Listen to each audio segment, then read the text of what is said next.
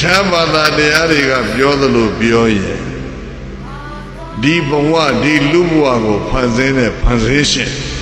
ကိုယ်ဝယ်တဲ့ခေကြီးထွန်းကားတဲ့အချိန်မှာဗုဒ္ဓကလည်းငါလူဖြစ်လာတာဘယ်သူဖန်ဆင်းလို့ဖြစ်တယ်လဲလိုက်ရှာတယ်ဖန်ဆင်းရှင်ရှာမတွေ့ဒီခန္ဓာအိမ်တိဆောက်တဲ့ပုဂ္ဂိုလ်အနေနဲ့ရှာမတွေ့ဘူးဓမ္မအနေနဲ့သွားတွေ့ဘယ်သူနဲ့ဘယ်သူဖန်ဆင်းတယ်လဲဆိုလို့ချင်းတဏှာနဲ့ကမ္မဘာနဲ့ပါကံနဲ့တဏှာကဖန်ဆင်းလို့ဒီဘဝလူဖြစ်တာဒီကနေ့ and this is body tree I defeated this is eternal mara အတွင်းမှန်အတွင်းရန်သူဆိုတဲ့ဒီတဏှာနဲ့ဒီကံကိုဒီအဝိဇ္ဇာကိလေသာငါရှင်းမလိုက်နိုင်ပြီဝါမြောက်ဝမ်းသာတကားလေရှူးရင်တဲ့စကားဘောရိပင်အောင်မှာပြောသွားတယ်အဲ့ဒီဒေသနာကိုပြောပြတယ်မေကွန်းဟောပြောပဲပြီးသွားတော့ပရိုဖက်ဆာတရားကလာမေးတယ်ဆရာတော်ဖန်ဆင်းရှင်ကိုရိပ်ပြောသွားဖို့ပေါ်တယ်ရိပ်ပြောတာမဟုတ်ဘူးကွာလေတဲ့ပြောတာလည်းပြောလိုက်တယ်သူလည်းတော်တော်ကျဉ်တတ်တာနော်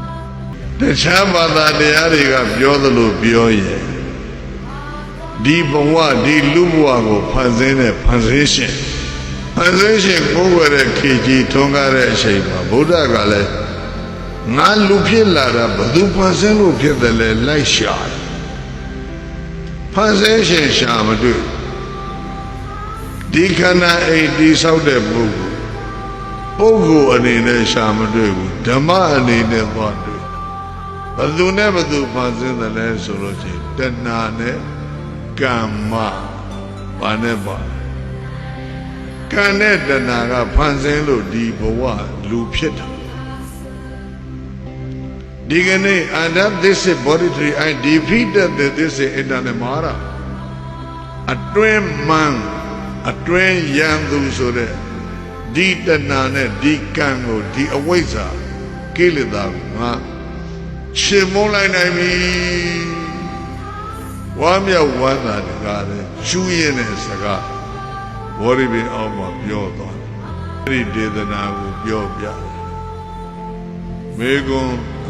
ဟောပြောပဲပြီးသွားတော့ပရိုဖက်ဆာတရားကလာမေးတယ်ဆရာတော်ဖန်ဆင်းရှင်ကိုရိပ်ပြောသွားဖို့ပေါ်တယ်